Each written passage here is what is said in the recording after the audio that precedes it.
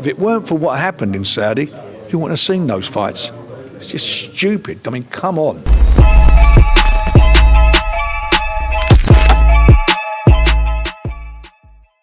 Joe Joyce coming back, how do you want him to perform? How do you expect him to perform? I don't know. We'll see what he's got left. He started off the year was the guy, the heavyweight that nobody wanted to fight.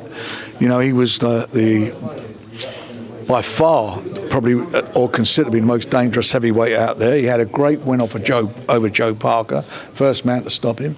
Then he had the first fight with Zhang and he got us cut and it got stopped. It was quite a competitive fight. The next fight was an emphatic loss. And then suddenly people are saying he's all washed up. Well, I don't think that is the case, and certainly we'll find out in Birmingham in March. And in the meantime, we got Joe Parker's come through with two really good wins, put himself well and truly back in the picture, fighting for the WBO interim title against Zhang. So it's it's like, as Joe said, it's like snakes and ladders. It was a year of the snake last year for him, and this year he's got to get himself back into contention. He's got a great opportunity to do it, and hopefully he will do. If Joyce gets a dominant win against Cash Ali, do you want to put him against Dubois for that rematch to get Dubois' get back in a sense? It's a great fight to make. There's great fights. I mean, Joe Parker might want revenge.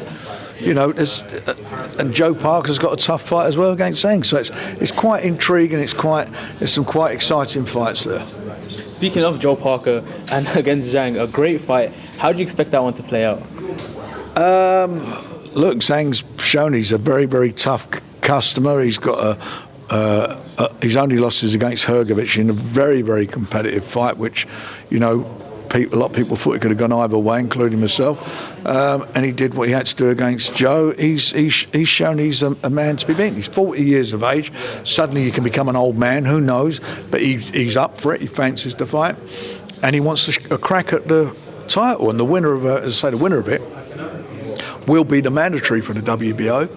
And will be the interim champion. Frank, pro boxing fans, you said in the press conference if Nathan Heaney wins this, you'll deliver him that fight at Stoke City. Yep. Does it have to be against a name like a Eubank, or can you take a British title there headlining? I've got to be honest, he's the name. I mean, he's the attraction. He's the guy who sells all the tickets. He sells more tickets than Eubank does, that's for sure.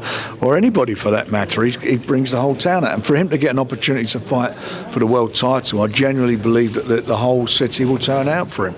We'll make it happen. But he's got to come through, I think, a tough fight. I mean, he's in this position probably that he was in when he fought against Denzel, where he was, you know, most of the bookmakers and people thought, you know, he wasn't going to come through it. But he come through it in style. He beat a guy who was very unlucky not to win a world title. Denzel, he done extremely well in that fight, and he was very unlucky. Then come back and then had another knockout.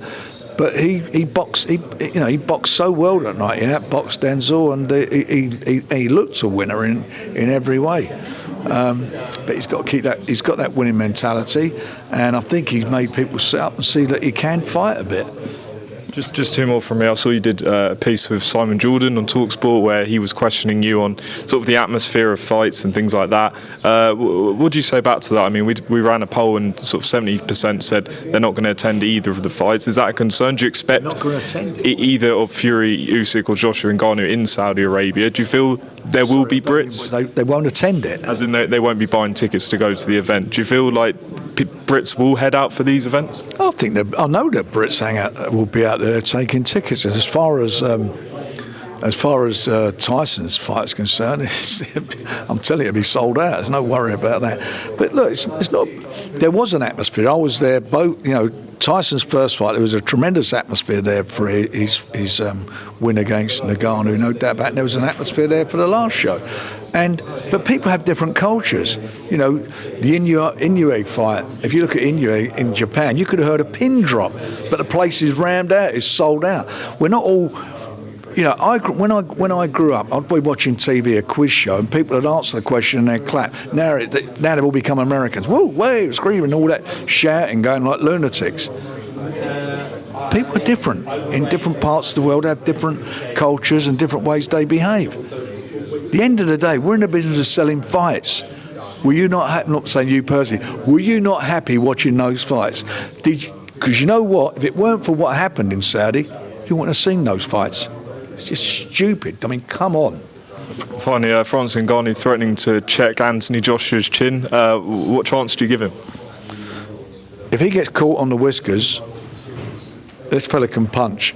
He's tough, he's strong, he's a fighting man. He's not a YouTuber, he's not somebody who's, gone to the gym and fancies his chances. He does it for a living.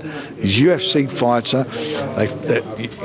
MMA fighters, inside it's their game, grappling and holding and all the bits they do. But he can box as well. And I think that AJ's gonna, he's gonna have his hands full. But it's a good fight. Again, it's a good quality fight. Now, no one's saying, it shouldn't be happening, are they? And why is that? Because he gave a good account of himself and showed that he could box. I told you we would do it, didn't I? Well, I'm honoured to get I am. Hall of Famer Frank Warren on October Red. Welcome. What I'd like to ask, Frank, the man of experience. About a year ago, you was telling us, game changer. You were smiling, you wasn't giving anything away. Talk to us about that roadmap of getting there and putting on these best fights for the boxing fans. Well, I think the situation with Tyson when the fight was made with Ngannou, it was, for me, was an event. It was an event that there was going to be a lot of money spent on the promotion of it. I knew it was going to be a decent fight. I expected Tyson to win it easily as the fight went on, and that wasn't the case. And I expected the outcome of that it would lead to bigger and better things. Well, it did lead to bigger and better things, but it turned out to be a much, much better fight than people thought it would be. I knew he would be a competitor, as I was just saying earlier on in this, in the previous questions that we asked, that, a guy who's coming from an MMA or UFC background, who's the undefeated champion, he's not just going to show up. He's a fighting man. He's got a fighting heart. He's going to come out. He can hit. You can't take away the fact the fella's dangerous. You can't take away that he can.